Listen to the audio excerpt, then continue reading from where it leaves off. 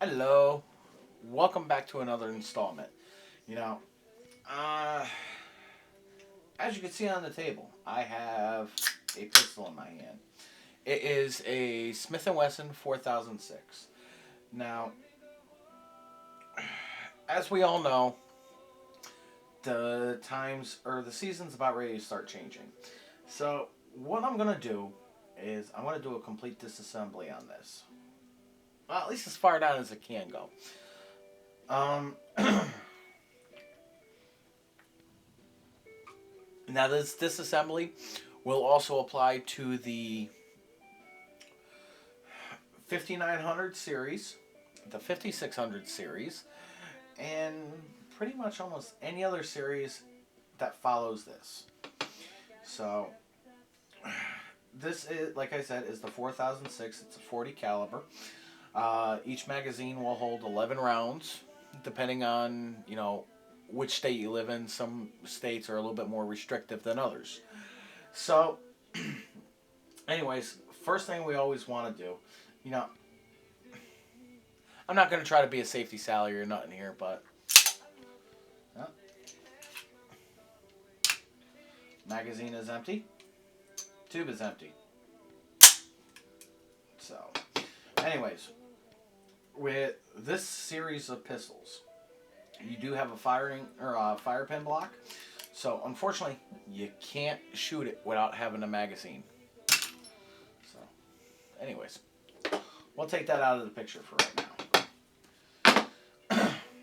And when I talk about a complete disassembly, I'm going to take out almost every last screw in this thing. Last screw down to the last pin. So hopefully, you guys will stick around and watch the entire series. This will probably be a 4-part video. I can't guarantee it. Well, anyways, let's disassemble it. Or at least field strip it. Well, first thing, you want to move the slide back. Remove your pin. Take off the slide. I'm going to remove the slide from this picture, so because we're not going to be working with that right now. The first video is going to be the slide disassembly. The second video is going to be the lower disassembly. And we're going to take it step by step. So, anyways, after we take off the upper, now we got to take off the firing pin, or the recoil spring. Now this is a 2-piece. It's fairly easy to follow. So these will I will give you fair warning, they'll probably be lengthy. Second thing you want to, or next thing you want to do, remove the barrel. Easily slipped out. Okay, now we're going to come into a little bit of a tricky situation. For this, you could do it with a punch. I prefer a little bit of a pick. On each part of the rear sight, there's going to be 2 pins, and these are going to be held in with a little bit of a spring tension. Like I said, you could do this part with a... You could do it with a punch. I prefer to do it with a pick. So, anyways, with that one removed. Okay.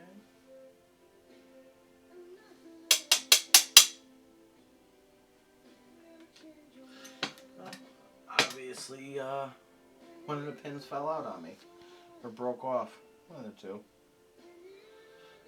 Oh, I'll go on numeric and order another one. Yep, completely missing. Anyways, these are the adjustable sights. So, next thing you're going to want to do is... Sorry, I'm just looking around the table seeing if it's still here. Next thing, there's going to be an Allen head screw right up on the top of the slide over here. So, you always just want to use the correct size. You don't want to use too big. You don't want to use too small, because you do not want to force them out. the way you got to look at it is, if it's stripped, you're fucked. Allen head screw, small. Next thing you're going to want to do, come up. And you're not going to have to use a lot of force. Just apply a couple small whacks. Now, your rear sight mount came off. Now you're going to notice you have a little bracket that came off. This is key. You do not want to lose that. Next, you're going to want to take out both of your blocks. You know, try to remember which spring went in which hole. So I try to leave them both together so that this way I don't lose them. Okay. Now, again I say, so that this way I don't lose them. They're sitting right there. Now, next thing. It's going to be a little bit tricky, so you're going to have to bear with me. On the opposite side of your safety, you know, small little hole, you're going to want to take your pick or a small punch if you have one small enough. I don't believe I do. Nope. So I have to use my pick. Next thing you're going to want to do, just come in, push it down, and keep a little bit of force.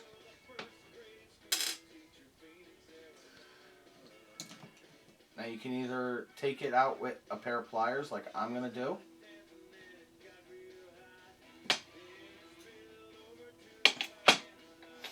Empty hole. That's the other piece for your safety. Now, when you come over, what you're going to want to do is just work your trigger out just a little bit.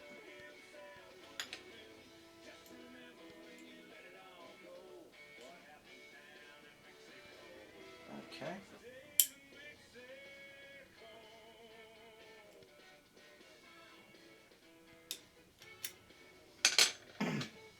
Obviously this one wants to be a little bit of a pain in the ass. So what you're going to have to do, come in with one of your punches, press down on your firing pin. You're going to want to, this is like the three-handed operation part. Press down on your firing pin. And while you're pressing down, you're going to have to use your thumb.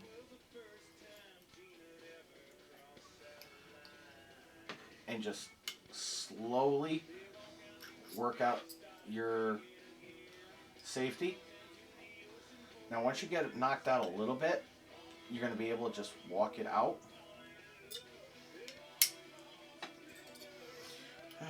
Obviously this does not want to cooperate with me today. So, alright, you're going to have to push it out just a little bit. Now, again I say, you're going to have to keep pressure again. On this side, you've got a little spring with a pin. So what I recommend is pull out the slide just enough so that this way it does come out. Take your pick.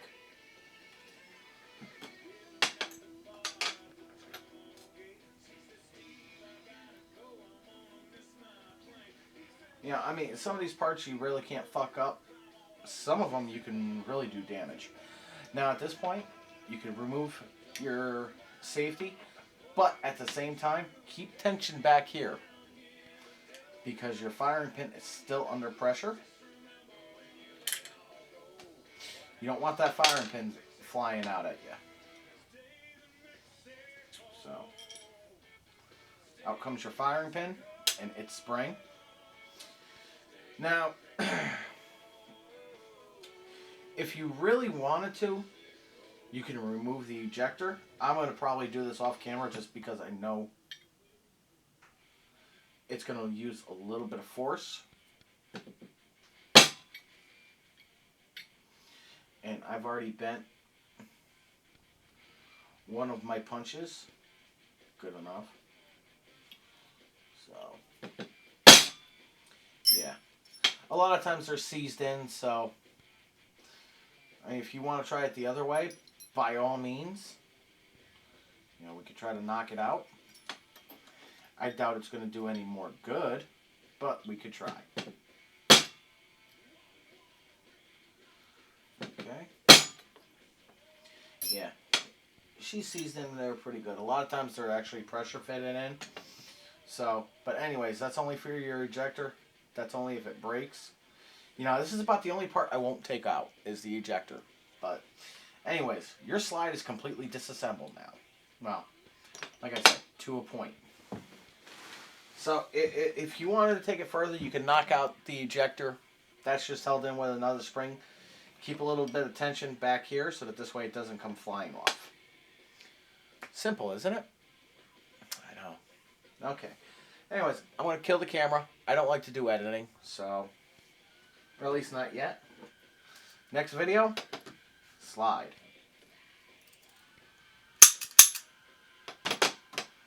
So, let me get this set up, and I'll turn it back on in a few.